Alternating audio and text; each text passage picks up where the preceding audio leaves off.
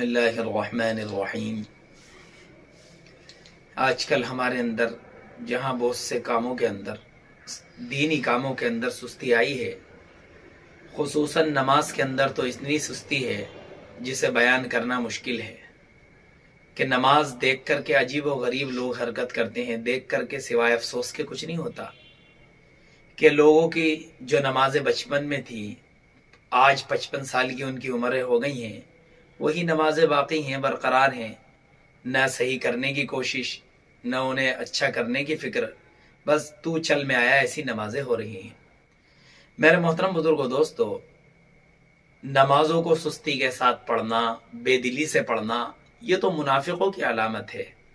और मुनाफिकीन नबी अकरम सल्लल्लाहु अलैहि वसल्लम के ज़माने में ऐसी नमाजें पढ़ते थे, इसलिए कि वो बद्दिल, बज़ाहिर वो मुसलमान अपने आप को होते थे और अपने आप को जाहिर करते थे, लेकिन अंदर से कुफ्र रखा करते थे। उनके बारे में फरमाया गया, इन्नल मुनाफिकीन युखादिऊन अल्लाह व हुवा खादिउहुम। अपने ते वो समझते थे कि वो अल्लाह को धोखा दे रहे हैं, हालांकि वो अपने आप को धोखा देते थे। और नमाज के लिए उनकी कंडीशन, उनकी कैफियत क्या होती थी? वइदा कामू इलस्सलाति कामू कुसाला, कि जब वो नमाज के लिए खड़े होते हैं तो बिल्कुल सुस्ती के साथ, बेदिली के साथ। तो आज हमारे अंदर भी ये कैफियत है कि नमाजें पढ़ रहे हैं बड़ी सुस्ती के साथ, बड़ी बेदिली के साथ, न रुकू सही से कर रहे हैं, न सजदे अच्छी तरीके से अदा कर रहे हैं, न उनके तस्बीहात अच्छी तरीके से पढ़ रहे हैं। बस ऐसा समझ रखा है जैसे बोझ है हमारे ऊपर। सजदे के अंदर बड़ी कमी आ रही है कि सजदे को समझते नहीं है। हालांकि नबी अकरम सल्लल्लाहु अलैहि वसल्लम ने, साहबा फरमाते हैं कि हमको ये हुक्म फरमाया, बुखारी शरीफ की रिवायत है, कि 7 आज़ा पर सजदा करो। कि 7 आज़ा पर वो क्या क्या कि पेशानी, दोनों हाथ, दोनों घुटने और दोनों पैर। और अबू दाऊद शरीफ की एक रिवायत में यह आता है कि नबी अकरम सल्लल्लाहु अलैहि वसल्लम जब सजदा फरमाया करते थे तो अपनी नाक और पेशानी को जमीन पर जमा दिया करते थे, ऐसे सजदा। अब बाज लोगों को आपने देखा होगा कि जब वो सजदा करते हैं तो उनके दोनों पैर जमीन से उठ जाया करते हैं। इसका क्या मसला है? बाज लोगों ने तो एकदम फटाफट कह भी दिया कि बाज जगह उन्होंने ऐलान भी किया कि भाई नमाज नहीं होती है, नमाज नहीं हुई।